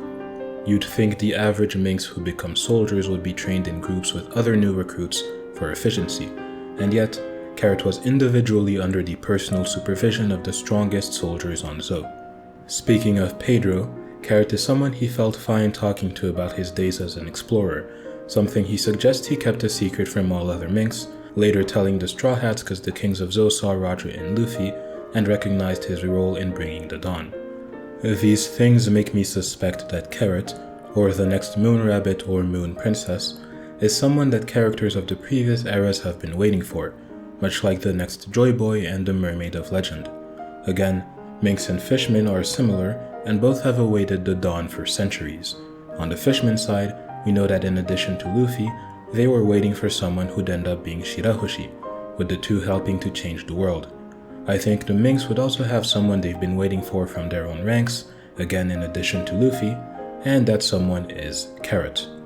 That may actually be why Carrot and Shirahoshi parallel each other in their fascination with, and ignorance of, the surface world that lies in between their respective homes at sea level, as well as why Shirahoshi's hair takes the form of rabbit ears at the top. Consider the words of the Sea Kings. Ruler will be born here, other ruler will be born there, 10 years until the birth, 15 to grow. Since we're given two locations but a single year when they discuss the birth of the rulers, the most logical interpretation of the statement would of course be that the events differ in location but not in time. There's no actual reason to think that the dates given by the Sea Kings only apply to one ruler, and that they're randomly alternating between prophesizing one person, and then two people, and then one person again in the same statement, especially when the singular period of time is given after the separate locations, as though it concerns both of the subjects.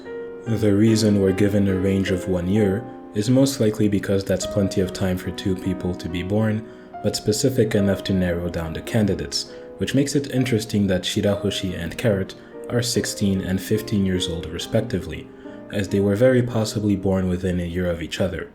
Maybe the meeting between the two rabbit-eared princesses of the moon and sea, born in the same year, are what the Sea Kings and whales have been waiting for. Given the moon's influence on the ocean, a moon princess would certainly stand out as one of the better candidates for a second ruler of the Sea Kings.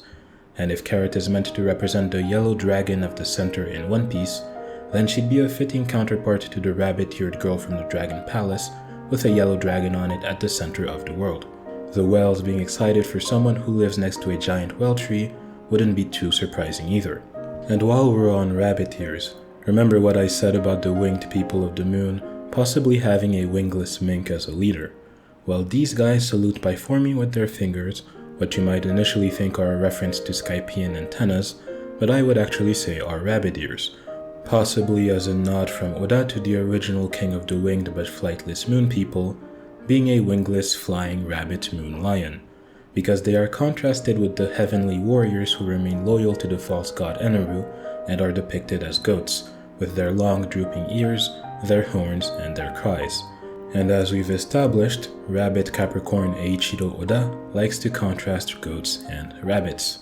Anyway, much like we can expect to see Shirahoshi's predecessor, the Mermaid of Legend, I'll be pretty surprised if in the Void Century flashback, we do not see a rabbit mink that's allied to Joy Boy and important among the minks, likely the previous Moon Princess. Some guesses even come to mind as to what she'd be called, but naming aside, I'm pretty certain such a character existed, and not just because of the Moon Princess song, or the parallels between minks and fishmen, or the fact that Minks and Zunisha were key allies of Joy Boy, or the fact that the Void Century was 800 years ago and Carrot's been tied to the number 8, but also for the simple reason that Nami was given a dress that literally belonged to an important female mink ruler in the past, and when wearing that national treasure dress, Nami was called a goddess, just like how the ruler of the moon is associated with God.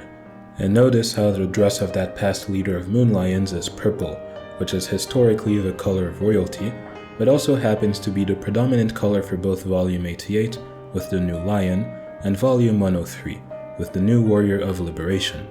Maybe white and purple are the two colors of the sun and moon deities. We know Luffy's fruit is purple, and the purple belt Oda gave him for the raid was the one item that retained its color in Gear 5's introduction. Carrot 2 was given a purple ribbon for the debut of Sulong. Beyond the color, the national treasure dress belonging to the Moon Princess would also match her sun counterpart having a hat that's seen as a treasure too, which we see through both Luffy and the hat in Marijois, which is only implied to be a treasure, but since Luffy's hat is a treasure and the implication itself is not accidental, the implication is all we need. We know that mink families work like fishmen, and that a child can either be the same animal as one of their parents, or any other animal that can be found in their lineage. As such, it's possible that either being a female rabbit mink, or maybe specifically a white-furred blonde-haired female rabbit, may be a sign of having an important ancestor, and that the birth of such a mink would be an awaited event, like that of the giant mermaid. In fact, considering Sulong involves subconscious memories that the minks have from birth, considering the allusions to Sulong turning a mink into a different person, with Carrot's personality still being very different even in a controlled Sulong form, and finally, considering the fact that minks know how to fight from birth, it's possible there's some element of reincarnation to the birth of every mink, or, in One Piece terms, every mink may inherit the basic fighting ability and Sulong activating memories of a specific past mink through their bloodline elements, or DNA, and I propose that Carrot is connected to a past mink ruler in that way, which would tie back to Luffy being reminiscent of a specific individual when mastering his fruit, because devil fruits are connected to bloodline elements as well. I brought up the color of hair and fur potentially being important because another hint to Carrot being fated in some way as a key figure in the dawn of the world is in Luffy's flashback. In chapter 584, we see one inhabitant of Grey Terminal holding a toy that looks like Carrot. It's another nice bit of pre-timeskip foreshadowing for this future Straw Hat. That man is again seen holding on to this toy Carrot in a moment of despair, as the nobles of Goa emulate the celestial dragons and erase everything inconvenient around them. Luffy's flashback is very important context for the end of One Piece. His time in the Goa Kingdom is the perspective through which he developed his secret true dream after all. It is the world and its future in miniature. That's why it's set on Dawn Island, why it's the first instance of the celestial dragon's impact on Luffy's life, and why it is explicitly compared to Dressrosa multiple times, which is the most obvious example in the series of ideas from the final arc of One Piece playing out at the scale of individual islands. And for Carrot to be drawn for the first time in that flashback about big players in the coming fight against celestial dragons is interesting considering her connection to Luffy and Imu, because in this dark moment, this man is clutching onto this toy Carrot. This, along with Hiyori playing the Moon Princess song in difficult times, could be a hint of the kind of symbol Carrot is meant to eventually be. Maybe like the sun god Nika, the moon princess, the supposed god that lives on the land shining the light of the sun in the darkness, is a figure that once gave people hope. This being a toy is also noteworthy to the question of a potentially lost rabbit symbol from the Void Century, because per the Dressrosa arc that the Goa Kingdom story is explicitly tied to, toy in One Piece equates to the Forgotten. Speaking of Dressrosa and its role in the story, one more hint to the symbolic importance of rabbits in the grand scheme of things is in Giola's painting of the tragedy of Dressrosa. Because Dressrosa connects to both the Goa Kingdom and the final arc, this abstract depiction of the country's tragedy likely represents the tragedy of the world as well, the Void Century. I won't even pretend to understand much about this piece beyond the blocking out of the sun, presumably representing the long night that ends with the dawn of the world, and the Crouching King probably not being very happy. But we can see two rabbits, with one we see crying, and sure enough, Carrot is a rabbit, something we can't really say of anyone in the Dressrosa arc. But what we do have there are two princesses, Crybaby Pink and Clairvoyant Purple, so maybe the rabbits represent them, while representing at a global scale the two rabbit-eared princesses along with their Void Century counterparts. What's more, on these rabbits we can see what look to be round Parisian carrots, which Oda has since drawn on some of Carrot's outfits as well, and those tie into the French motif used for both the Minks and celestial dragons. Between this painting of the Dressrosan collapse caused by Doflamingo and the arson of Grey Terminal in anticipation of a world noble's visit, and now, most explicitly, the labeling of targets as rabbit, rare rabbit, and super rare rabbit in the God Valley hunting competition, a pattern clearly forms with the image of the rabbit as a casualties in tragedies related to the celestial dragons, and like the toy situation, the rabbits of God Valley, the island that doesn't exist, further tie the rabbit to the idea of being forgotten or erased from history. I'd also like to bring up the scene of Zunisha shouting for help during the Zoark, where its cries can only be heard by those attuned to the voice of all things. This scene is why the country of Wano would have been a good candidate as the kingdom above the dukedom of Mokomo if it weren't for the fact that Minks don't live on Wano. Instead, considering all the connections Minks have to the moon, the hints to the importance of the moon, and the fact that all the people who can hear Zunisha's voice happen to be people with even greater roles in bringing the dawn than the prior Dukes of Zo, this scene makes me wonder if those big ears on our lookout and hypothetical super special rabbit mink of destiny wouldn't allow her to hear the voice of all things. And curiously enough, while this event allows us to write off many characters, like most of the Straw Hats and Minks, as possessors of the ability, Carrot is not one of them, because she was kept hidden off-screen, not appearing again until after the Straw Hats left Zo. We do not know how she reacted to Zunisha being attacked, making her a candidate for the clearest chosen one ability we currently have in One Piece. I believe Carrot will be especially important when it comes to the fate of the world and its eventual opposition to the celestial dragons. It's hard not to suspect such a big role in her future when Carrot is the successor to those who told us about the dawn. She is the most prominent rabbit in a story where rabbit sure seems to mean victim of the main villains, and this rabbit is the character most closely tied to the moon. It's only natural that the moon, which both reflects the sun and does not see the sun, would be important in a story about adventures at sea, and it would make sense for control of the moon to be key in bringing either peace or ruin to the sea, with the tale about people going out to sea to follow their dreams in the great age of piracy, ending in a battle over the world of dreams itself, which is why I'm suggesting that Carrot and Imu would represent the two sides of the moon. Carrot has a vision of the sea as a place of wonder, and Imu, whose name comes from the word for sea but backwards, is making it the opposite. The world needs to be turned upside down to turn the night into day, and because of its influence on the ocean, that applies to the moon as well, turning dark to light with the return of the Moon Princess. And for the Moon Princess to return, Carrot will have to die. The number 8 in One Piece hasn't only been connected to rabbits, but also to death. You can see this by looking at certain titles in the series. With over 1,000 chapters and 100 volumes, there have been exactly 5 chances for volumes or chapters to only involve the number 8, chapters 8, 88, and 888, and volumes 8 and 88. Of those 5, 4 evoke the idea of death, or shi in Japanese, directly or by homophone. Volume 8, I Won't Die, shinaneyo, death. Chapter 88, die, shine, death. Volume 88 and Chapter 888, lion, shishi, death. The one exception to this is Chapter 8, Nami. Aside from the case where he had to introduce one of the most important people in the story, Oda has evoked death in every single title that exclusively used the number 8.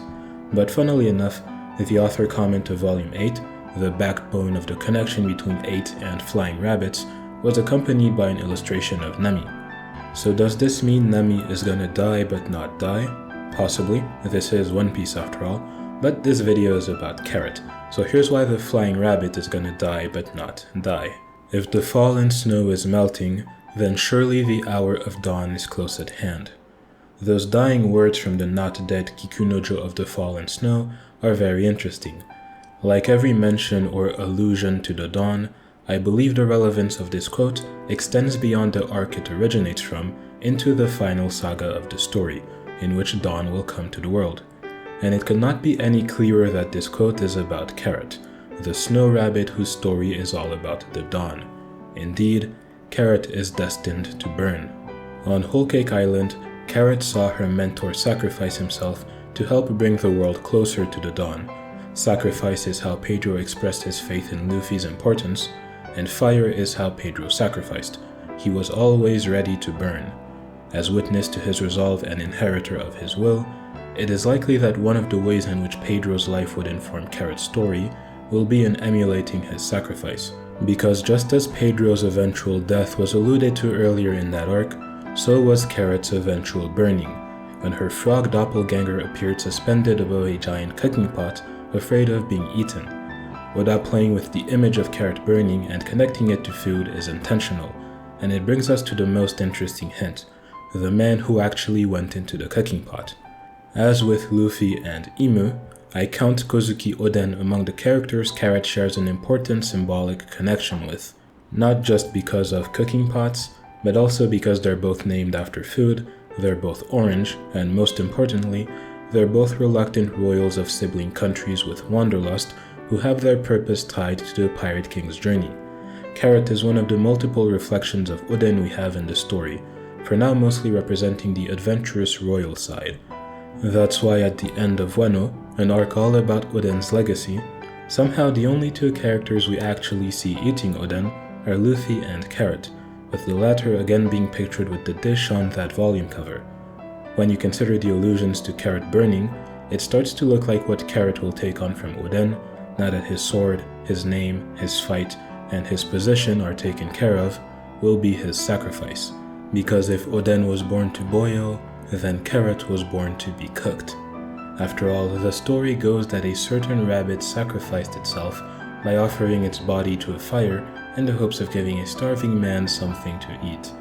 That rabbit is then rewarded for its sacrifice by having its image placed upon the moon, thereafter being known as the Moon Rabbit, the main inspiration for Carrot. Bing's Sake told us about the return of the sun, represented through the death of Luffy and rebirth of the sun god, and that it would be followed by the return of the moon. If the melting of the snow marks the coming of the dawn, it's because the Moon Princess will be reborn through the burning death of Carrot. By the way, Bing Sake is maybe also telling us how the moon itself might be important in relation to the actual One Piece treasure. The final lyrics of the song are to the effect of never-ending, ever-wandering tale of laughter. That last bit is of course a reference to the name of the final island, Laughtale, but in that case, couldn't the other parts of the line be important clues as well? Personally, ever-wandering brings to mind the image of whales, because whales are often shown whenever important milestones on the way to the One Piece are reached, like entering paradise or entering the New World. Whales have also been shown to be fans of Bing Sake for some reason. As for never ending, well, unless you randomly skipped to this point of the video, you probably already thought of the moon, otherwise known as the Endless Verse cause land of dreams cause dreams never end. Looking at how the first time the Straw Hats went inside of a well, they found an island home to a man who had found the One Piece, who told them the name of the final island, and how the second time they went inside of a well, the ever-wandering well atop the ever-wandering Zunisha that is protected by moon lions, they found their first key to the final island. I think it's possible that Laugh-Tale would be inside of an island well like Laboon, maybe the oldest and biggest one in the world, and that the true history that people learned there would point them towards the moon as the next step, the true end of the dream, the way Roger is surpassed. As you may have realized already, Fairyverse and Laugh-Tale even combine easily into Fairy Tale. Returning to Carrot, her dream involving reaching the moon would also make sense when you think about how Straw Hat dreams are almost always connected to their roles aboard the ship. Luffy's dream hinges on him becoming the greatest pirate captain. Zoro dreams of becoming the greatest swordsman. Sanji learns of the All Blue in a cookbook and dreams of it because it's a paradise for chefs. Jimbei pilots the Thousand Sunny to carve a path to the sun for his people. Nami wants to draw a big map, which by the way also possibly involves looking down on the ocean from an elevated position, if it's something she's actually meant to achieve in a reasonable time frame. Brooke wants to play music for Laboon, Robin's doing her history thing, Frankie's building, and Chopper's doctoring. Yayo, as you already know, a lookout watches over the sea from above on a crow's nest, which would align with Carrot watching over the sea from above on the moon, if she is the moon princess as I suggest. The lookout role is already relevant to how Carrot is introduced to us. The very first thing we see her do in this story is performing that role after all. Even her mentor is someone who likes height so much that it became his nickname. The Straw Hat Lookout was trained by a man who was a lookout himself.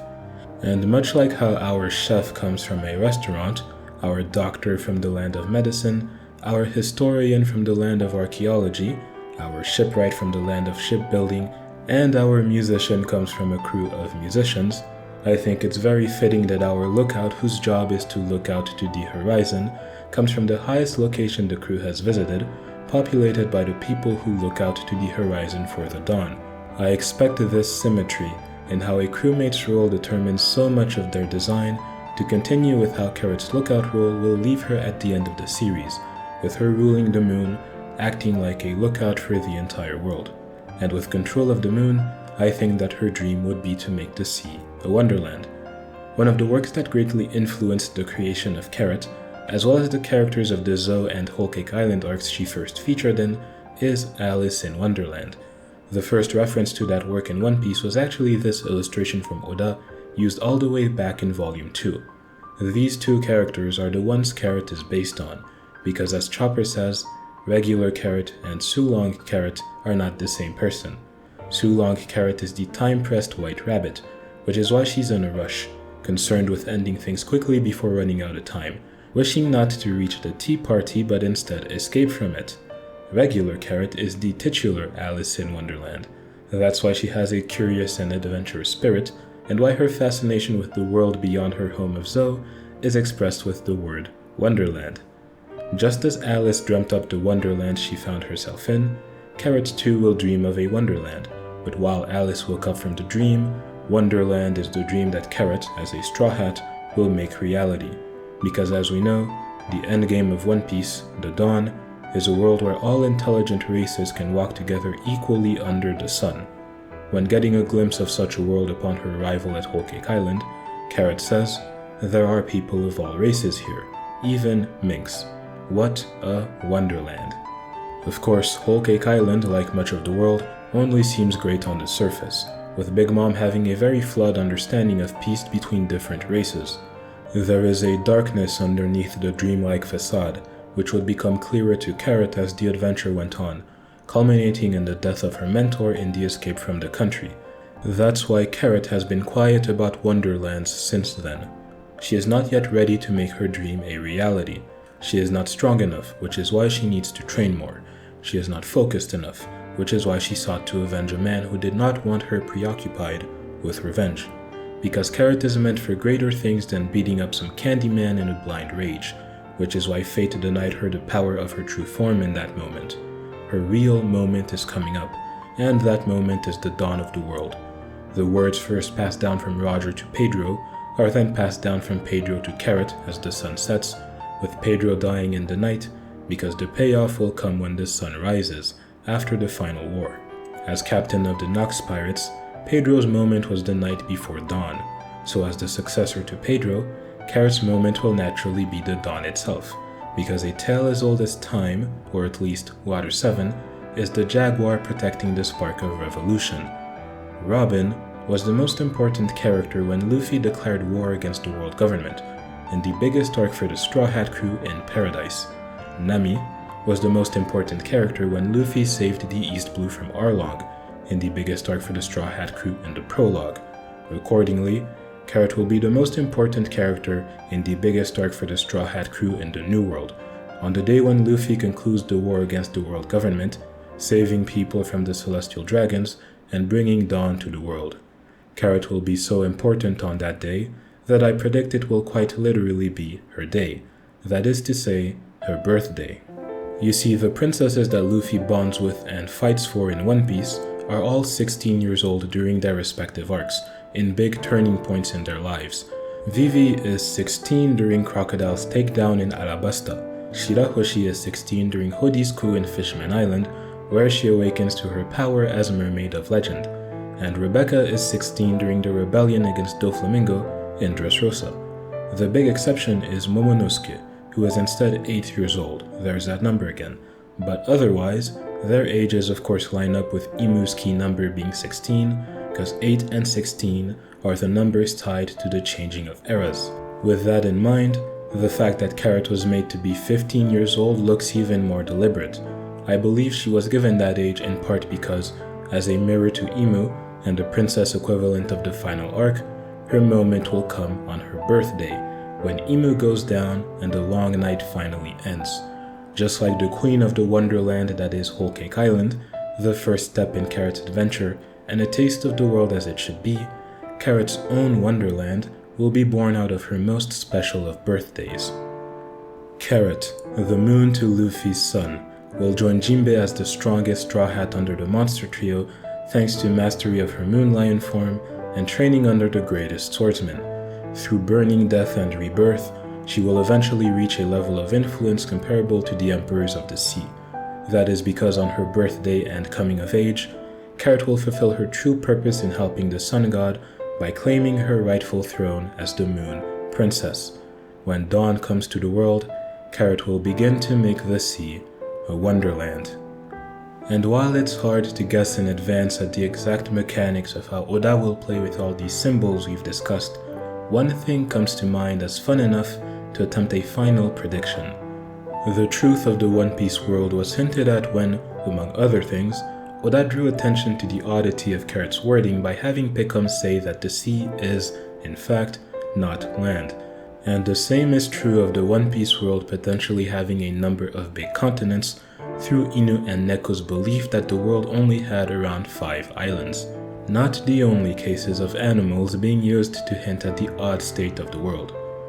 Based on current knowledge, including the aforementioned statements, I'd say the most practical way to represent that dream of Carrot's, acknowledging it as achieved while distinguishing it from the endgame state of the sea and its politics, would be for the world itself that the story takes place on, ocean and land masses all together, a location which they could observe in all its glory from the moon, but lack a way to identify, to get a name.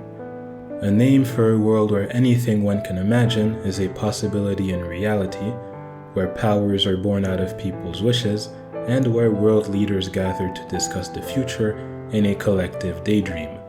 A name for a world where you can have all the adventures you've ever dreamt of. No name could embody the wonderful world of One Piece quite as well as the name Wonderland. Thank you for watching. Until next time, run for paradise, believe in Wonderland, and take good care of yourself. P.S. Uta from Film Red has her hair in the shape of the rabbit ears of Carrot and the hypothetical rabbit Moon Princess, and leads a band of minks. Uta, daughter of a celestial dragon, has a crown similar to the one worn by the King of the World and hypothetical dark side of the moon, Imu. Uta has the wings of the people who came from the moon. Uta's wings turn black like the wings of Lunarians. In the way she has fashioned herself, Uta happens to bring together key traits of all 4 big groups I mentioned as being connected to the sky, moon, and godhood. And Uta is also a princess, because her epithet is Utahime Uta, and Utahime is the term for diva, but it literally translates to song princess. And what does this princess with the traits of moon people do? She brings people into a world of dreams controlled by her power and imagination.